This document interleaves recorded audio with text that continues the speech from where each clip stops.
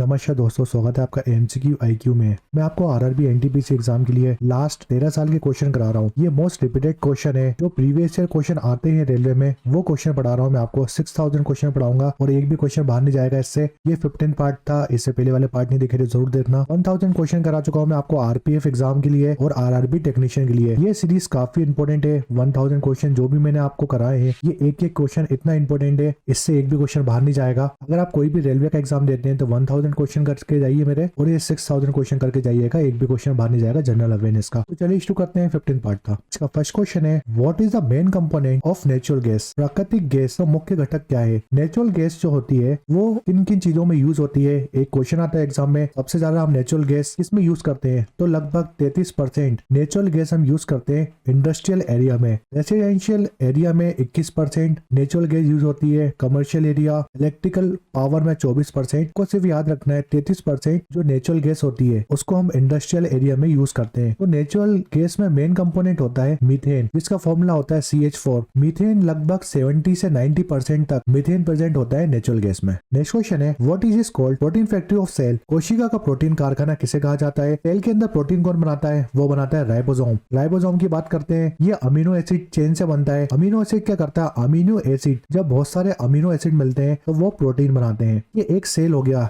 ये पूरा सेल है। सेल के अंदर न्यूक्लियस भी होता है, साइटोप्लाज्म भी होता है। जो सेल के अंदर लिक्विड होता है ना, उसको हम साइटोप्लाज्म बोलते हैं। एक क्वेश्चन याद रखो, डीएनए से बनता है आरएनए। डीएनए से जब आरएनए बनता है ना, उस प्रोसेस को क्या बोलते हैं? उस प्रोसेस को हम ट्रांसक्रिप्शन बोलते हैं। याद रखो, एग्जाम में आता है क्वेश्चन। और जब आरएनए से प्रोटीन बनता है, आरएनए से प्रोटीन बनता है, उस प्रोसेस को हम बोलते हैं ट्रांसलेशन। तो ये दो प्रोसेस याद रखो। डीएनए से आरएनए बन रहा है, उसको ट्रांसक्रिप्शन बोलते हैं। आरएनए से प्रोटीन बनता है, ट्रांसलेशन होता है। न्यूक्लियस के अंदर, सेल के अंदर न्यूक्लियस होता है, तो न्यूक्लियस के अंदर बनता है डीएनए से आरएनए, यानी ट्रांसक्रिप्शन होता है। फिर आरएनए से प्रोटीन बनता है साइटोप्लाज्म के अंदर। साइटोप्लाज्म क्या होता है? सेल के अंदर जो लिक्विड होता है उसको हम साइटोप्लाज्म बोलते हैं। तो ये क्वेश्चन आता है एग्जाम में। राइबोसोम को डिस्कवर किसने किया था? राइबोसोम की डिस्कवरी की थी पलाडे ने। पलाडे ने डिस्कवर किया था राइबोसोम। राइबोसोम दो टाइप के होते हैं, 70S राइबोसोम और 80S राइबोसोम। 70S राइबोसोम बनता है 50S प्लस 30S राइबोसोम से। 80S राइबोसोम बनता है 60S और 40S राइबोसोम से। नेक्स्ट क्वेश्चन है, what are the gases layer that surrounded the earth called? पृथ्वी के चारों ओर गैस की परत को क्या कहते हैं? तो देखिए, ये अर्थ है हमारा। अर्थ के चारों ओर जो गैसेस प्रेजेंट होती हैं, बहुत सारी गैसेस से बना है यार, इसमें गैसेस मिलती हैं बहुत सारी।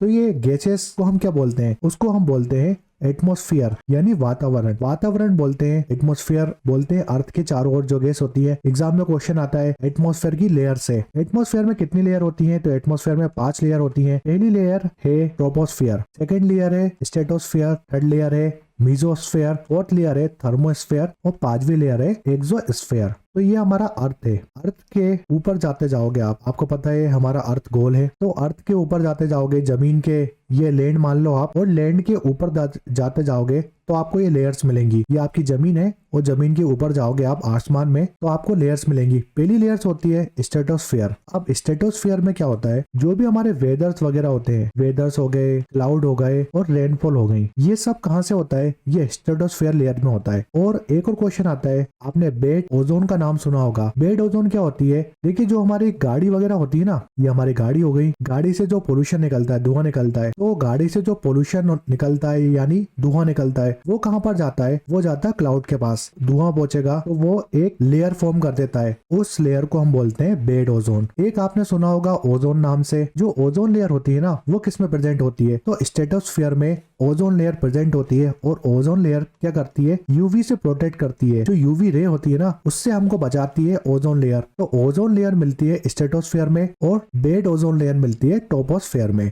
काफी इंपोर्टेंट क्वेश्चन है दोनों। सेकेंड लेयर है हमारी स्ट्रेटोस्फेयर। अब देखिए, जो टोपोस्फेयर और स्ट्रेटोस्फेयर के बीच में जो लेयर है, इसको हम बोलते हैं लोअर स्ट्रेटोस्फेयर में। तो लोअर स्ट्रेटोस्फेयर में क्या उड़ते हैं हमारे? जेट प्लेन्स, एरोप्लेन, ये सब उड़ते हैं हमारी लोअर स्ट्रेटोस्फेयर में। लोअर क्यों बोल रहा हूँ? क्योंकि जब ट्रोपोस्फेयर के आप थोड़े ऊपर जाओगे तो स्ट्रेटोस्फेयर स्टार्ट हो जाएगा, तो इसकी लोअर लेयर में ये उड़ते हैं। स्ट्रेटोस्फेयर में ओजोन लेयर प्रेजेंट होती है। ये काफी इंपोर्टेंट क्वेश्चन है। थर्ड लेयर है हमारी मीजोस्फेयर। मीजोस्फेयर को हम बोलते हैं कोल्ड लेयर के नाम से जानते हैं। ठंडा एरिया होता है इस लेयर में। फोर्थ लेयर है हमारी थर्मोस्फेयर, ये हमारी हॉटेस्ट लेयर है, ये गर्म लेयर है, इसमें बहुत गर्मी मिलेगी, आपको गर्मी लगेगी थर्मोस्फेयर में। अब मीजोस्फेयर और थर्मोस्फेयर के बीच में कर्मन लाइन मिलती है। तो कभी भी एग्जाम में क्वेश्चन आए कि कर्मन लाइन इन दो लेयर के बीच में, तो कर्मन लाइन थर्मोस्फेयर के बीच में और मीजोस्फेयर के बीच में है, ये होती है हमारी कर्मन लाइन। थर्मोस्फेयर और मीजोस्फेयर के बीच में है कर्मन लाइन। थर्मोस्फेयर की बात करते हैं, जो भी हमारी सैटेलाइट्स वगैरह होती हैं थर्मोस्फेयर में मिलती हैं आपको सैटेलाइट। सैटेलाइट से कनेक्ट कैसे करते हैं हम? रेडियो वेव्स के थ्रू। रेडियो वेव्स यूज होती हैं। फिर जो पांचवी लेयर है जिसको हम एक्सोस्फेयर बोलते हैं, ये हमारा स्पेस जो होता है, स्पेस कौन से लेयर में? वो है एक्सोस्फेयर में। नेक्स्ट क्वेश्चन है, rusting of an iron is an example of. लोहे में जंग लगना टेस्ट का उदाहरण है। अब आप मान लो ये है लोहे की कील, ये आयरन की कील है। अगर आयरन की कील में मॉइस्चर पड़ेगा, मॉइस्चर या वाटर में वाटर ड्रॉप पड़ेंगी आयरन की कील में, और ये एयर साथ में होगी, मॉइस्चर, वाटर या एयर, हवा इसमें पड़ेगी, तो ये आयरन की कील में क्या होगा? जंग लग जाएगा। आयरन की कील में जंग लग गया यानी रस्टिंग हो गई। जंग लगने को बोलते हैं हम रस्टिंग। तो कोरेजन ऑफ आयरन, कोरेजन ऑफ आयरन हो गया, आयरन में जंग लग गया। अगर मुझे ये जंग हटाना है तो मैं किसकी कोटिंग करूंगा? मुझे जंग हटाना है तो मुझे कोटिंग करना पड़ेगी, वो भी जिंक की। काफी इंपॉर्टेंट क्वेश्चन है। जिंक की कोटिंग करते हैं हम आयरन से जंग को हटाने के लिए। तो इस प्रोसेस को क्या बोलते हैं? जब हम जिंक की कोटिंग करेंगे आयरन में, उस प्रोसेस को बोलते हैं गैल्वेनाइजेशन। सुपर इंपॉर्टेंट क्वेश्चन है। आयरन में जिंक की कोटिंग करते हैं तो उसको हम बोलते हैं गैल्वेनाइजेशन। ये क्वेश्चन एग्जाम में आता है, और कोटिंग जिंक की करते हैं, तो ये भी याद रखो। नेक्स्ट क्वेश्चन है, हु डिस्कवर्ड डीएनए। डीएनए की खोज किसने करी थी? डीएनए का फुल फॉर्म एग्जाम में आता है, इसका फुल फॉर्म होता है डीऑक्सी राइबो न्यूक्लिक एसिड। इसका फुल फॉर्म याद रखो। देखो एग्जाम में एक और क्वेश्चन आता है, ये डीएनए का डबल हेलिकल स्ट्रक्चर होता है। डबल हेलिकल स्ट्रक्चर डीएनए का डिस्कवर किसने किया था? तो ये डिस्कवर किया था जेम्स वाटसन ने और फ्रेंसिस क्रिक ने। जेम्स वाटसन और फ्रेंसिस क्रिक ने डबल हेलिकल स्ट्रक्चर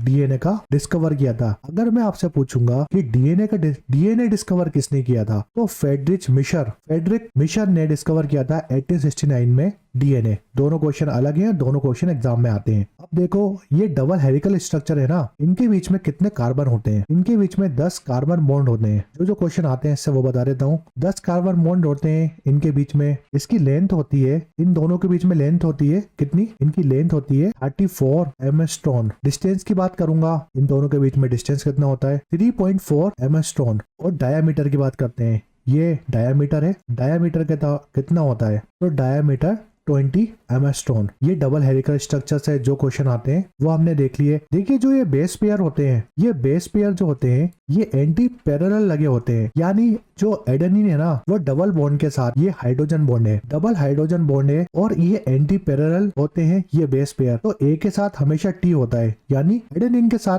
थाइमिन होता है, ये हाइड्रोजन बॉन्ड के साथ मिलते हैं, और इसमें डबल हाइड्रोजन बॉन्ड होते हैं ए और टी के साथ। अगर मैं साइटोसिन की बात करता हूँ तो ये ट्रिपल बॉन्ड के साथ ज्वाइंट होता है गुआनिन के साथ। ई ट्रिपल बॉन्ड होता है, ये ट्रिपल बॉन्ड है, और ये किसके साथ मिलता है? एंटी पैरेलल गुआनिन के साथ। एक बार और बता देता हूँ, ए टी के साथ मिलेगा डबल बॉन्ड के साथ, और ये जोड़ता है सी जी के साथ ट्रिपल बॉन्ड में। ये एग्जाम में आता है इसलिए मैंने आपको बता दिया है। नेक्स्ट क्वेश्चन है, non active element are placed in which group. अशासकीय तत्वों को किस समूह में रखा जाता है? पीरियोडिक टेबल की बात करते हैं, इसमें कितने ग्रुप होते हैं? इसमें 18 ग्रुप होते हैं। पीरियड की बात करते हैं, 7 पीरियड होते हैं पीरियोडिक टेबल में। तो ये इसमें मेटल भी होते हैं, नॉन मेटल भी होते हैं, अल्कलीट मेटल भी होते हैं, ट्रांजिशन मेटल भी होते हैं। क्वेश्चन में पूछा है नॉन एक्टिव एलिमेंट कौन से हैं? तो जो हमारा 18 ग्रुप है, लास्ट ग्रुप है हमारा 18वां ग्रुप, उसमें जो एलिमेंट होते हैं वो नॉन एक्टिव होते हैं, जिसको हम नोबल गैस भी बोलते हैं। नोबल गैस जैसे हीलियम हो गया। हीलियम जो गैस होती है वो कहाँ पर यूज होती है? जो बैलून्स होते हैं हमारे, आपने देखा होगा हवा में बहुत सारे बैलून उड़ते हैं, ये बैलून्स हैं, ये हवा में उड़ रहे हैं, तो इसमें कौन सी गैस डलती है? इसमें हीलियम डलती है।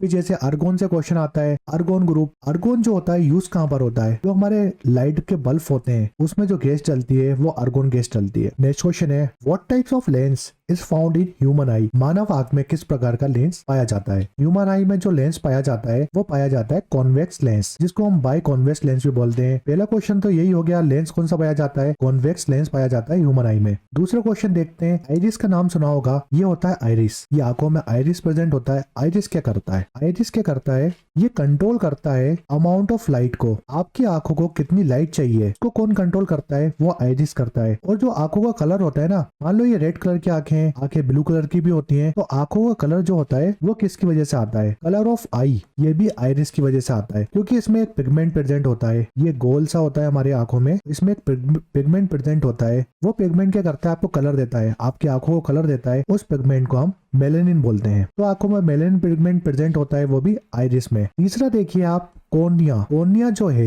ये करता है हमारी आंखों की प्रोटेक्ट करता है आंखों को। और सबसे ज्यादा इंपॉर्टेंट क्वेश्चन ये आता है, जब हम आई डोनेट करते हैं, आई डोनेशन में आई का कौन सा पार्ट डोनेट होता है, तो वो होता है कॉर्निया पार्ट डोनेट करते हैं हम आई डोनेशन में, क्योंकि इसमें ब्लड सप्लाई नहीं होती, कॉर्निया में ब्लड सप्लाई नहीं होती, जिसकी वजह से आप इसको डोनेट करते हो। फिर बात करते हैं आंखों में कौन सा लिक्विड प्रेजेंट होता है, तो उस लिक्विड का नाम है एक्वस ह्यूमर लिक्विड प्रेजेंट होता है आंखों में। अगर मैं आपसे पूछता हूँ कि आंखों में जो इमेज फॉर्म होती है ना, वो कहाँ पर होती है, तो इमेज बनती है आंखों में, वो बनती है रेटिना में। काफी ज्यादा इंपॉर्टेंट क्वेश्चन है। रेटिना में इमेज फॉर्म होती है आंखों में। रेटिना में कैसी इमेज बनती है, तो रियल बनती है और इन्वर्टेड इमेज बनती है हमारी आंखों में, और वो रेटिना बनाता है। रेटिना में ही आपको इमेज फॉर्म्ड होती है। रेटिना की स्पेलिंग देखिए RETINA। आर से याद रखो रियल और आई से याद रखो इन्वर्टेड। रियल और इन्वर्टेड इमेज बनती है हमारी आंखों में, और वो रेटिना में बनती है। अगर मैं नर्व्स की बात करता हूँ, कौन सी नर्व्स प्रेजेंट होती है आंख में, तो ऑप्टिक नर्व्स प्रेजेंट होती है आंखों में। एक और क्वेश्चन आता है एग्जाम में, 7 नंबर का क्वेश्चन है, जो रोडोसेल्स होती है आंखों में, ये इसका यूज क्या होता है। रोडोसेल्स क्या करती है, नाइट विजन के लिए यूज होती है। रात में जो आपको दिख पाता है वो रोडोसेल्स की वजह से दिखता है। रोडोसेल्स हेल्प करती हैं रात में देखने के लिए, नाइट विजन के लिए यूज होती हैं रोडोसेल्स। अब मैं आपको बताता हूँ डिफेक्ट्स ऑफ आईज। अगर आंखों में डिफेक्ट आ जाता है तो हम कौन कौन से लेंस यूज करते हैं, जैसे मायोपिया एक डिफेक्ट का नाम है, आंखों में प्रॉब्लम आ जाती है, मायोपिया बोलते हैं। और एक होता है हमारा हाइपरमेट्रोपिया। ये दोनों डिफेक्ट है ना, काफी आते हैं एग्जाम में। मायोपिया में क्या होता है, मायोपिया में आपको पास का तो दिखता है, पास का दिखता है आपको, मगर जैसे ही आप दूर का देखोगे तो वो आपको ब्लर दिखेगा, यानी मायोपिया आपको डिसीज हो गई है। हाइपरमेट्रोपिया में क्या होगा, आपको दूर का दिखेगा क्लियर, दिखेगा और पास का नहीं दिखेगा, पास का बिल्कुल नहीं दिखेगा हाइपरमेट्रोपिया में, और दूर का दिखेगा आपको क्लियर। तो याद रखो, मायोपिया मतलब पास का क्लियर दिखेगा, दूर का नहीं दिखेगा। हाइपरमेट्रोपिया में दूर का दिखेगा और पास का नहीं दिखेगा। अगर किसी को मायोपिया डिसीज है तो उसके लिए कौन सा लेंस यूज करेंगे हम, जिससे आपको दूर का भी दिखे, तो इसमें लेंस यूज होता है कॉनकेव लेंस। तो कॉनकेव लेंस होता है ना, उसमें पावर होती है नेगेटिव पावर का लेंस यूज होता है कॉनकेव लेंस। याद रखो, हाइपरमेट्रोपिया को सही करने के लिए लेंस यूज होता है कॉन्वेक्स लेंस यूज होता है हाइपरमेट्रोपिया में, और इसकी पॉजिटिव पावर होती है। हाइपरमेट्रोपिया को हम बोलते हैं फार-साइटेडनेस बोलते हैं, और मायोपिया को हम बोलते हैं नियर साइटेडनेस। ये क्वेश्चन आते हैं एग्जाम में, काफी इंपोर्टेंट है। तीसरा जो डिफेक्ट है उसको अस्टिग्मेटिज्म बोलते हैं। इसमें क्या होता है, इसमें बेलन जैसे शेप हो जाता है, जिसकी वजह से क्या होता है, जो पैरेलल लाइन होती है, सीधी लाइन होती है ना, वो आपको नहीं दिखती, यानी अस्टिग्मेटिज्म हो गया। इसको सही करने के लिए कौन सा लेंस यूज करते हैं, इसको सही करने के लिए सिलेंड्रिकल लेंस यूज होता है चश्मे का। तो याद रखो, सिलेंड्रिकल लेंस लगाना पड़ेगा। चौथा जो हमारा डिफेक्ट है आंखों का, जिसको हम बोलते हैं प्रेसबियोपिया में जो लेंस यूज होता है वो बाइफोकल लेंस यूज होता है। बाइफोकल मतलब, मान लो ये चश्मा है, आपका चश्मा है, इसमें एक लेंस होगा कॉन्वेक्स और दूसरा लेंस होगा कॉनकेव का, यानी आपको आपको दूर का भी दिखेगा और पास का भी दिखेगा। तो बाइफोकल लेंस यूज होता है प्रेसबियोपिया में। नेक्स्ट क्वेश्चन है, what is the pH value of blood. रक्त का पीएच मान कितना होता है, हमारे ह्यूमन ब्लड का पीएच होता है 7.4। नेक्स्ट क्वेश्चन है, which harmful element does Coca Cola contain. Coca Cola में कौन सा हानिकारक तत्व होता है। आप कोका कोला पीते हो, आपने बहुत एड देखे होंगे, तो कोका कोला में जो एलिमेंट होता है जो हार्म करता है आपको, उसको बोलते हैं फास्फोरस। नेक्स्ट क्वेश्चन है, what is found in high number in soybean. Soybean में अधिक मात्रा में क्या पाया जाता है। सोयाबीन में सबसे ज्यादा प्रोटीन मिलता है हमें। प्रोटीन सोयाबीन में भी ज्यादा होता है, पनीर में भी ज्यादा होता है, और पीनट जो मूंगफली होती है उसमें प्रोटीन बहुत होता है। मगर इन तीनों में सबसे ज्यादा प्रोटीन आपको सोयाबीन में देखने को मिलता है, तो सोयाबीन खाया करिए, प्रोटीन बहुत मिलेगा। ये 15th पार्ट था 6000 क्वेश्चन का। ये प्रीवियस सीरीज है, इससे एग्जाम में 100% क्वेश्चन आएगा। अगर आपने 1000 क्वेश्चन नहीं देखे आरपीएफ एग्जाम के लिए, और आरआरबी टेक्नीशियन का एग्जाम आ रहा है, तो 1000 सीरीज देख के जाइए आप। और एनटीपीसी के लिए भी है रामबन सीरीज है 1000 क्वेश्चन, इससे 100% एग्जाम में क्वेश्चन आएगा। और इस 6000 क्वेश्चन से भी एग्जाम में क्वेश्चन आएगा। वीडियो पसंद है तो लाइक करें, शेयर करें और चैनल को सब्सक्राइब नहीं है तो प्लीज सब्सक्राइब करें। कमेंट शेयर में कमेंट करके बताएं वीडियो कैसा लगा। इसकी पीडीएफ के लिए आप टेलीग्राम चैनल ज्वाइन कर सकते हैं जिसकी लिंक आपको वीडियो के डिस्क्रिप्शन में मिल जाएगी। Thanks for watching MCQ.